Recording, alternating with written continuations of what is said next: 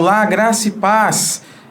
É uma alegria muito grande poder estar com vocês aqui no 17º Congresso Apologético, o pastor Natanael Rinaldi, com esse tema extremamente relevante, ninguém vos engane. Quero agradecer ao pastor João Flávio Martinez, companheiro aí de estudos apologéticos aí de tantos anos, e antes de eu ingressar na faculdade de teologia, o pastor João Flávio já publicava os meus artigos. E eu quero me apresentar, é a primeira vez que eu participo de um congresso desses. Meu nome é Francisco Belvedere Neto, eu sou pastor da Igreja Metodista, eu resido na cidade de Maringá, eu sou casado com a Caroline, tenho 2 filhos, o Estevão e a Aurora. Eu, no momento, eu não estou pastoreando efetivamente nenhuma igreja local. Eu estou num período de licença do ministério, que já está se finalizando, mas eu ainda estou de licença, então não estou à frente de uma igreja local nesse momento. Mas eu sou pastor da Igreja Metodista e eu tenho uma história interessante, porque eu venho de uma família de adventistas do 7º dia.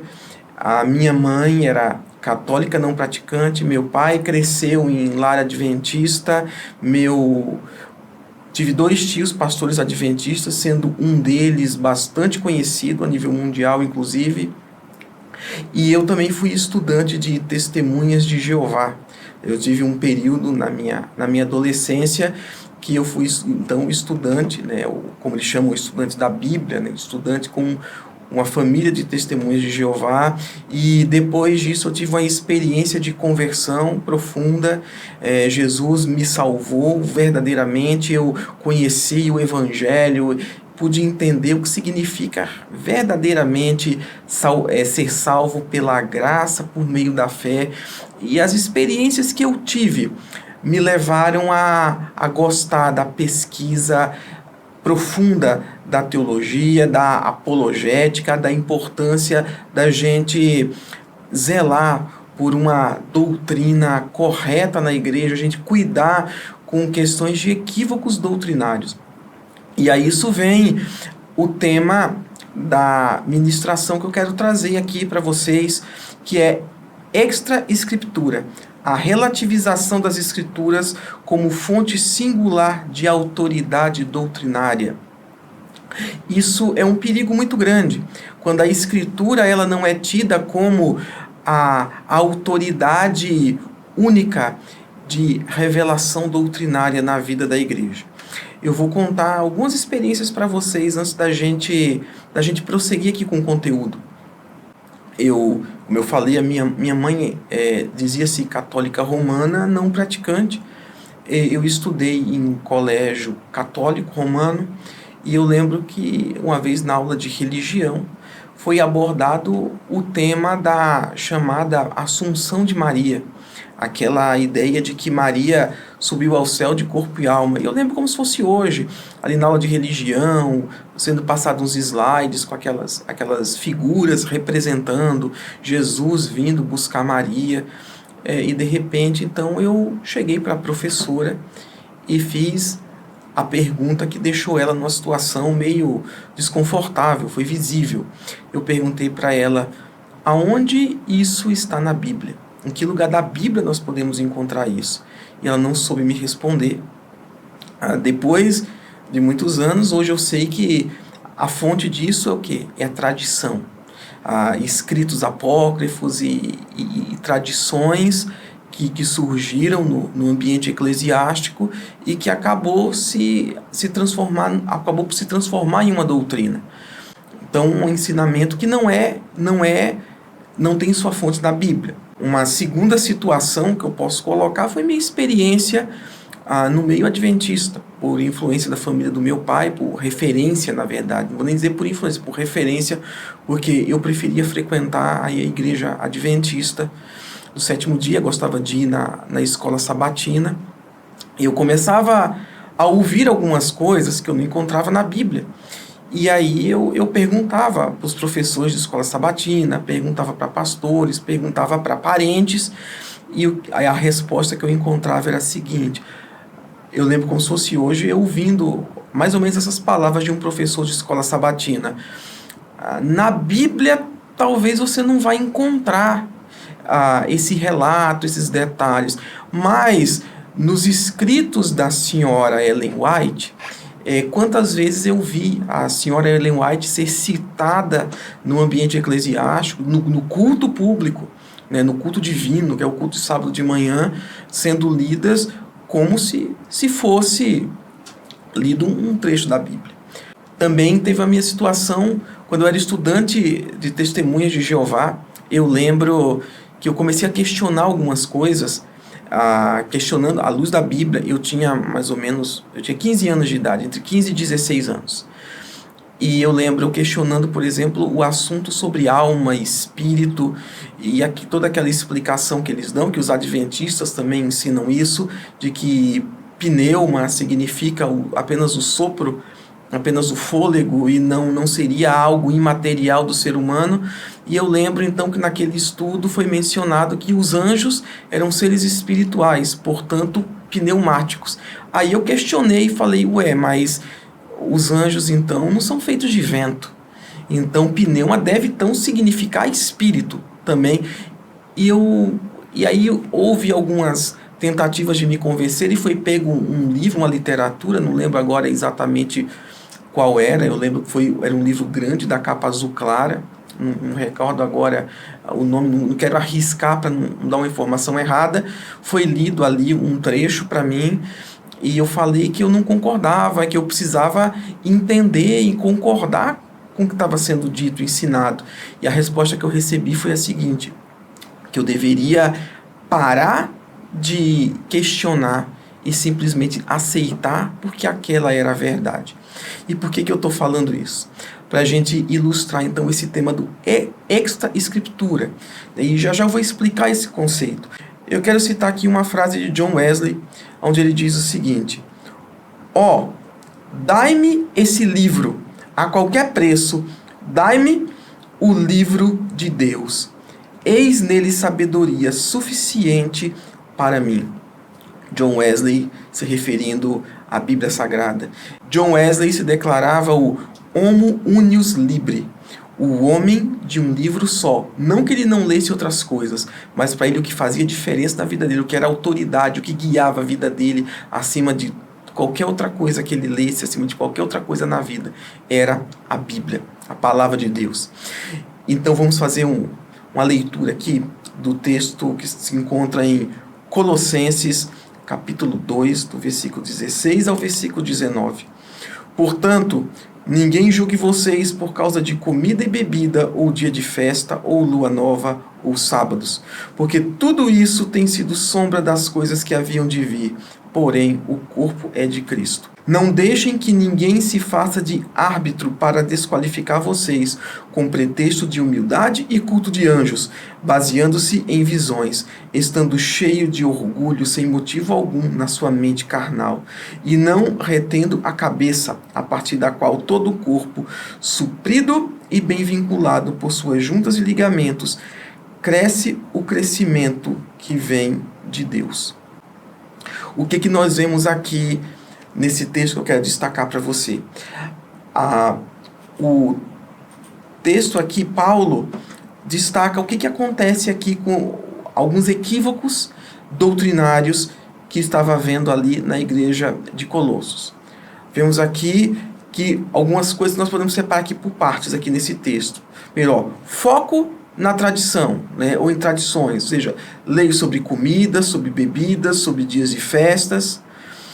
Fala aqui de novas e constantes revelações, baseando-se em visões. Quando ele menciona isso, está falando sobre algo que havia lá, uma prática de alguns mestres que baseavam seus ensinos, buscando novas revelações, buscando revelações espirituais, indo atrás de visões. O que está acontecendo aqui? Eles estavam colocando a sua própria experiência como autoridade doutrinária, ou seja, se fazendo árbitro para desqualificar, a partir dessas visões que, segundo Paulo, diz que eles tinham na sua mente carnal.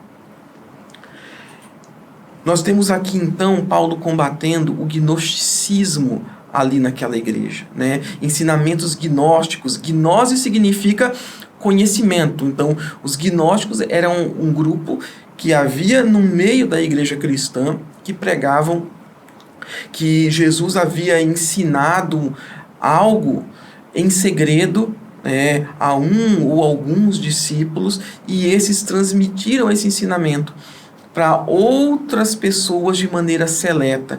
E isso acabava gerando essa heresia que surgiu, então, no âmbito da igreja antiga. Acabou, então, que essas pessoas se achavam até superiores espiritualmente que aqueles que não conheciam essas doutrinas que eles pregavam, né? Então, eram aqueles que tinham então esse conhecimento especial, esse conhecimento secreto. Uns tendiam para o legalismo, baseando-se na lei e tradições judaicas, e outros pendiam para o antinomianismo, ou seja, aquela ideia, pequemos para que a graça abunde. O corpo é mau, o mundo é mau, então vamos pecar bastante para que a graça de Deus abunde, porque o corpo é mau mesmo, então a gente tem mais é que se entregar às nossas paixões, aos nossos desejos. Eram dois extremos, ou o legalismo, cheio de proibições e restrições e regras, e isso pode, isso não pode, e uns condenando os outros, ou partia para a libertinagem. Os dois extremos, heréticos, pecaminosos, duramente combatidos aqui pelo apóstolo Paulo. Tudo isso os fazia então serem portadores de uma revelação superior singular, que os colocavam em uma condição superior, se não exclusiva perante Deus. Né? Alguns poderiam até arrogar para si um certo exclusivismo, né? Uma condição espiritual singular perante Deus, por conta dessas heresias que eles criam, que eles professavam, que eles propagavam. Então vamos ao conceito então de extra-escritura, que baseando-se nisso eu quero tratar com você. A reforma resgatou o princípio da sola escritura, ou seja, somente a escritura é norma absoluta e infalível de fé e prática, ou seja, somente a Bíblia é palavra de Deus. É isso que significa o princípio da sola escritura. Juntamente com isso, outras análises, outras reflexões se desenvolveram ali no meio protestante, como por exemplo a ideia da toda escritura, ou seja, não é somente só a escritura, mas a toda a escritura, ou seja, toda a escritura deve ser esmiuçada, deve ser zelada, deve ser pregada, deve ser ensinada, deve ser valorizada. E nós vamos ter um conceito chamado nuda escritura. É um conceito mais recente, que é um conceito equivocado sobre só a escritura, na qual a escritura ela é utilizada por si só, descartando credos, confissões históricas, etc. Uma coisa interessante, os reformadores, Lutero, Calvino e demais defenderam o princípio da sola escritura. Eles nunca quiseram dizer nós vamos usar a Bíblia somente sem nenhuma outra ferramenta interpretativa. Eles, muito pelo contrário, eles sempre defenderam, inclusive, o uso dos pais da igreja, né, dos primeiros séculos, principalmente, como um auxílio ao entendimento da Escritura, não ao mesmo pé de igualdade da Escritura. E eu vou falar sobre isso um pouco mais para frente. Então, não era assim, lemos somente a Bíblia e mais nada. Os credos, como o credo apostólico, o credo niceno-constantinopolitano, né, o credo de Calcedônia, os demais credos também sempre foram considerados instrumentos úteis no entendimento da revelação bíblica. Mas preste atenção, instrumentos úteis, instrumentos didáticos, não instrumentos com a mesma autoridade que a Escritura. Esses credos sempre foram entendidos como sujeitos a passar pelo crivo da Bíblia. Ok? Então, prosseguindo aqui, meu irmão, minha irmã, quando falamos de extra-escritura, nós estamos falando, então, de fontes de autoridade além, ou seja, extra, fora das Escrituras Sagradas. E aí, voltando àquelas experiências que eu experimentei, que eu compartilhei aqui. Por exemplo, a Igreja Católica Romana, que eu citei aqui. A Igreja Católica Romana atribui ao magistério da Igreja, ou seja, a tradição, a mesma autoridade que as Escrituras, a mesma autoridade revelacional, a mesma autoridade de estabelecer doutrina e de guiar a vida da Igreja.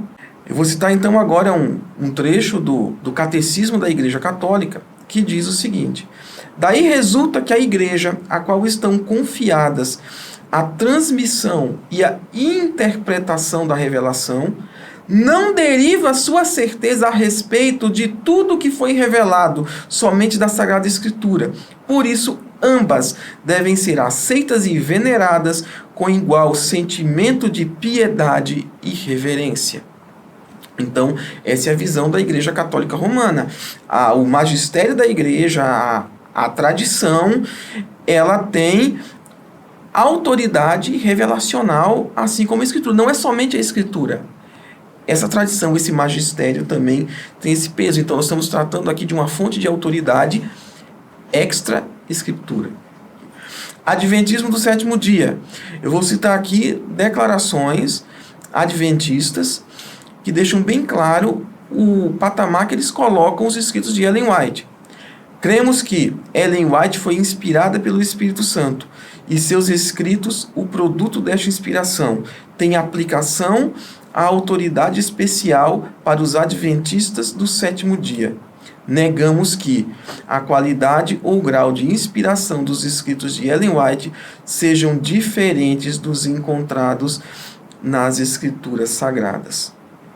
Então, os adventistas do sétimo dia, eles têm essa visão de Ellen White, que ler um livro de Ellen White é o mesmo que ler um dos profetas bíblicos. Eles vão dar aquela explicação que a Bíblia é a luz maior, Ellen White é a luz menor, mas na prática a gente vê como é que as coisas acontecem. Eu, inclusive, testemunhei aqui algumas coisas que eu vivenciei, que eu vi nesse sentido. A Igreja de Jesus Cristo dos Santos dos Últimos Dias, né, a Igreja dos Mórmons, eles declaram: de fato temos escrituras sagradas adicionais, inclusive o livro de Mórmon, mas ele apoia a Bíblia e jamais a substitui. Além do livro de Mórmon, eles também têm doutrinas e convênios e também um escrito chamado Pérola de Grande Valor. Tudo isso é considerado pelos membros da Igreja de Jesus Cristo dos Santos dos Últimos Dias como fontes de revelação. Então, são fontes de revelação extra-escritura. As testemunhas de Jeová, né, tem o escravo fiel e discreto, que é encarado como o fiel intérprete da Escritura, sem o qual a leitura da Bíblia se torna praticamente ineficiente. E eles declaram isso. O Deus Jeová também nos deu sua organização visível, seu escravo fiel e discreto, formado por aqueles que são ungidos pelo Espírito para ajudar cristãos em todas as nações a compreender e aplicar a Bíblia de maneira apropriada em suas vidas. A menos que estejamos em contato com este canal de comunicação que Deus está usando, nós não alcançaremos progresso na estrada para a vida, não importa o quanto leiamos a Bíblia. Isso está na Sentinela de janeiro de 1981, página 27. Então, o escravo fiel e discreto, que é o corpo governante das Testemunhas de Jeová, eles produzem o material que deve ser lido, que deve ser usado obrigatoriamente como um meio de entendimento da Escritura, sem o qual a leitura dele, o uso desse material, para eles, a conclusão que a gente tira é que a leitura bíblica não serviu, não foi eficiente. Então, também acaba se tornando o escravo fiel e discreto, acaba se tornando uma fonte de revelação, de autoridade extra-bíblica, extra-escritura, quero dizer. E a gente olhando também no desenvolvimento da igreja cristã, no desenvolvimento da história, surgiram outras maneiras de se ter uma fonte de autoridade extra-escritura. Por exemplo, o liberalismo teológico, né? Uma tendência teológica, um movimento teológico que surgiu, cuja razão era colocada, ou é colocada, porque, embora alguns digam que o liberalismo teológico morreu, ele não morreu, né? Ele adquiriu outras formas, tomou outras formas, adota outras nomenclaturas, mas o espírito do liberalismo, o método do liberalismo continua aí, né? E o liberalismo teológico, então, coloca a razão como critério para se estabelecer o que é verdade ou não. Isso fica muito claro ao se observar o método teológico liberal. Por exemplo, o método histórico crítico, no qual a Bíblia não é tratada como a revelação de Deus, mas é colocado como um documento que expressa o que as pessoas que a escreveram pensavam sobre Deus. Olha a relativização aí. Então, o método histórico crítico vai comparar a Bíblia com outros escritos antigos e vai relegar boa parte dos seus relatos, como, por exemplo, de criação, milagres, até mesmo os relatos do Êxodo, relatos dos patriarcas, né, a passagem pelo mar, e inúmeros outros relatos da Bíblia, milagres de Jesus, como sendo linguagens mitológicas, como sagas, como lendas, e não como fatos históricos. Então, a parte sobrenatural da Bíblia é descartada, são rejeitados relatos sobrenaturais como sendo mitológicos, como sendo algo que, como não tem uma comprovação científica, então, racionalmente, nós não podemos aceitar como literal. Então, a razão humana é colocada como uma fonte de autoridade extra-escritura, porque o que vai definir se é verdade ou não é a razão humana, são os métodos que satisfaçam o ceticismo humano, a necessidade de explicação, de satisfação da lógica e da razão humana. No método teológico liberal, a razão humana acaba sendo a autoridade. Acaba sendo a autoridade final, na verdade, né? Porque a própria Bíblia ela é relativizada na sua autoridade. Então, mais um exemplo de autoridade extra-escritura. A escritura ela é diminuída e a razão humana ela é, então, exaltada. Outra fonte de autoridade que é colocada muitas vezes, às vezes em pé de igualdade com a escritura, que é o experiencialismo, né? A pós-modernidade, é o período que nós vivemos, ela tem como marca a subjetividade. Não há, portanto, uma autoridade absoluta. Cada pessoa tem a sua própria verdade. Voltando à reforma protestante, um dos princípios que foi defendido pelos reformadores foi o livre exame das Escrituras. Ou seja, aquilo que é pregado, eu devo ter acesso à Bíblia e conferir se aquilo está correto ou não. Esse é o livre exame das Escrituras.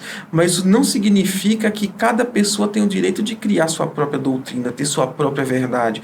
Por isso que as denominações surgiram a partir da Reforma, também elaboraram seus catecismos, seus credos, suas confissões de fé, que, por exemplo, a minha denominação, a Igreja Metodista, nós temos os 25 artigos de religião do metodismo histórico, retirados dos 39 artigos da Igreja da Inglaterra. A Igreja Presbiteriana tem a Confissão de Fé de Westminster, o Catecismo Maior, o Catecismo Menor de Westminster, e assim vai, que são princípios doutrinários que cada denominação estabelece para que cada um não tenha sua própria doutrina, seu próprio pensamento, e não corra-se o risco de descambar para se negar pontos fundamentais da fé cristã, que inclusive estão expressos nos credos históricos que eu já mencionei aqui, como, por exemplo, o credo apostólico e outras definições, por exemplo, o credo niceno, o credo niceno-constantinopolitano, que são tão importantes nas formulações doutrinárias da Igreja cristã. Então, o princípio do livre exame da Escritura não dá o direito de cada pessoa inventar sua própria doutrina, criar sua própria doutrina. E no período que nós vivemos hoje, a pós-modernidade favorece esse tipo de ideia, esse tipo de pensamento. E aí nós temos, então, como eu falei, o experiencialismo, a ideia de que cada pessoa tem, então, uma experiência pessoal com Deus, e em cima dessa experiência com Deus, ela conclui que Deus está trazendo algum tipo de revelação nova para os dias atuais e acabam dando a essas revelações o mesmo peso que a Escritura. E eu quero abrir um parênteses aqui, eu não sou sensacionista, com todo carinho e respeito aos nossos irmãos sensacionistas que talvez estejam nos acompanhando. O sensacionismo é aquela ideia de que os dons espirituais descritos lá, principalmente na primeira carta aos Coríntios, entre o capítulo 12 e o versículo 14, cessaram ao fim do primeiro século. Eu não creio dessa maneira. Eu sou um continuista, né? Não sou um pentecostal, porque eu sou metodista, né? Mas eu sou continuista, creio na atualidade dos dons espirituais, creio que Deus pode nos dar sonhos, creio que Deus pode nos dar uma iluminação direta, creio que Deus pode falar conosco de diversas maneiras em algum momento, mas são coisas que Deus traz para a nossa vida pessoal e sempre vai nos conduzir à direção que já está dada na Escritura. Eu não acredito que Deus traga novas revelações doutrinárias, nem novos mandamentos para a igreja cristã. Isso Deus já nos deu na Bíblia Sagrada. E então, ela é nossa fonte, ela é nosso guia, nossa regra de fé e prática. Então, doutrina, mandamentos de Deus, direção para a vida da igreja cristã está na Escritura.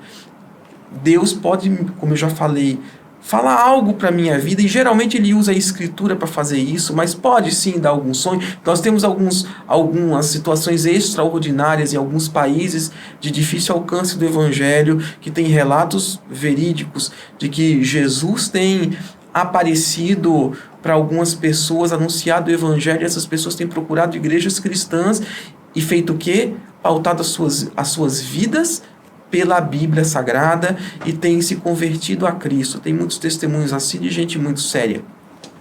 Eu creio que Deus pode fazer isso de maneira extraordinária, sim, mas novas revelações de doutrina para a igreja através de pessoas escolhidas nos dias de hoje, como no caso que os adventistas do sétimo dia têm Ellen White, a Igreja de Jesus Cristo dos Santos dos Últimos Dias tem lá Joseph Smith, Brian Young e outros aí que podem ser considerados profetas contemporâneos para trazerem revelação para o povo de Deus nos dias de hoje.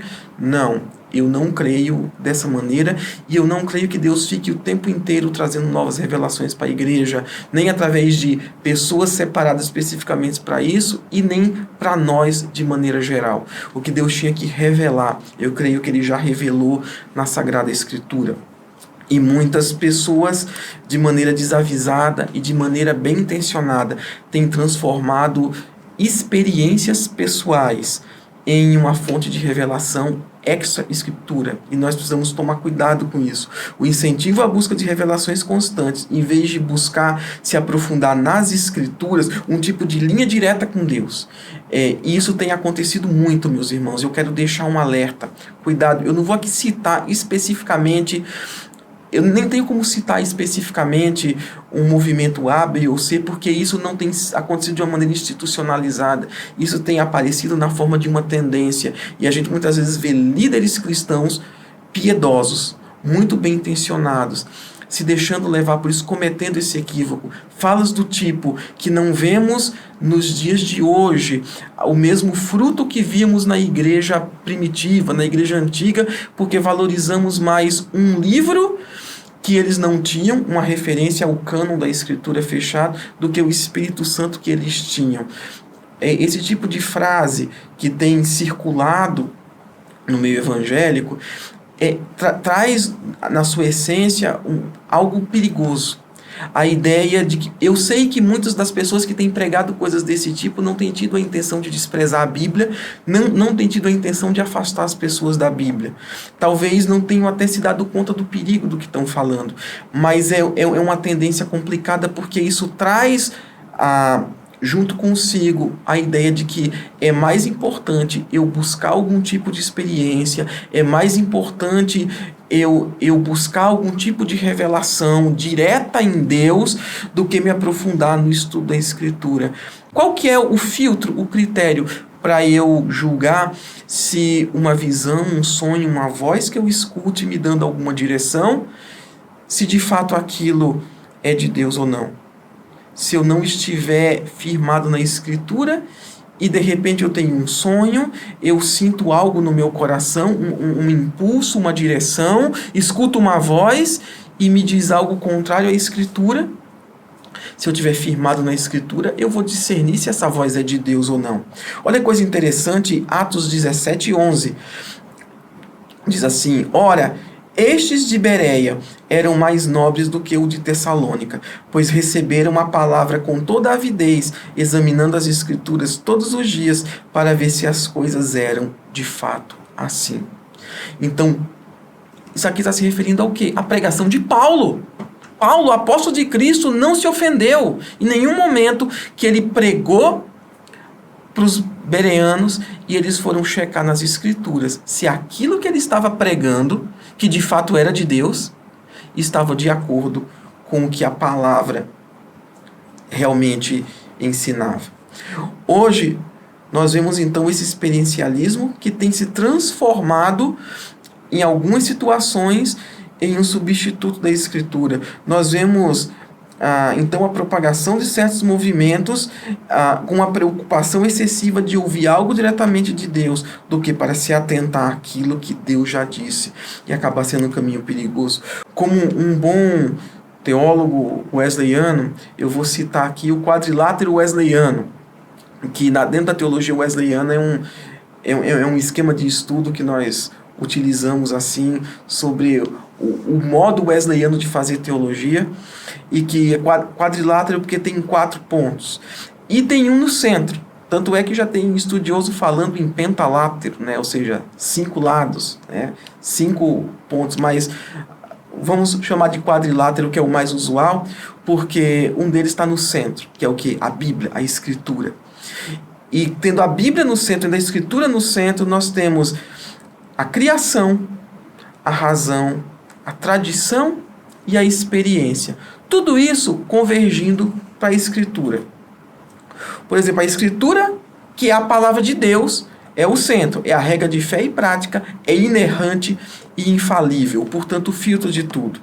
Na criação, Deus se revela como o criador e mantenedor de todas as coisas, como a Bíblia afirma. A Bíblia afirma que os céus proclamam a glória de Deus e o firmamento a obra de suas mãos.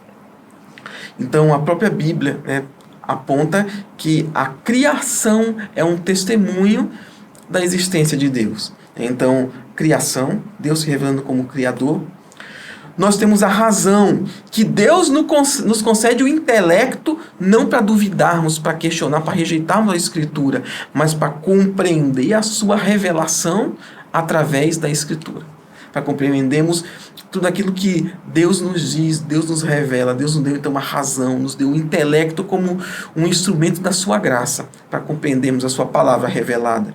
A tradição também é um meio útil para nós compreendermos melhor a revelação de Deus, porque através da tradição nós aprendemos com o legado daqueles que vieram antes de nós. Aquilo que eu mencionei aqui, os credos históricos, as confissões de fé, os escritos dos pais da igreja, que eu já mencionei aqui, que para a igreja católica romana, eles são tidos como autoridade, como fazendo parte da tradição, que é considerada uma autoridade em matéria de revelação. Para nós protestantes, eles são úteis enquanto confirmam a Escritura, enquanto nos ajudam a entender a Escritura, mas apenas como comentaristas, como teólogos, como pessoas que deixaram testemunho, como pessoas que tiveram algo a nos ensinar, mas não como autoridade inspirada, não como infalíveis, muito pelo contrário.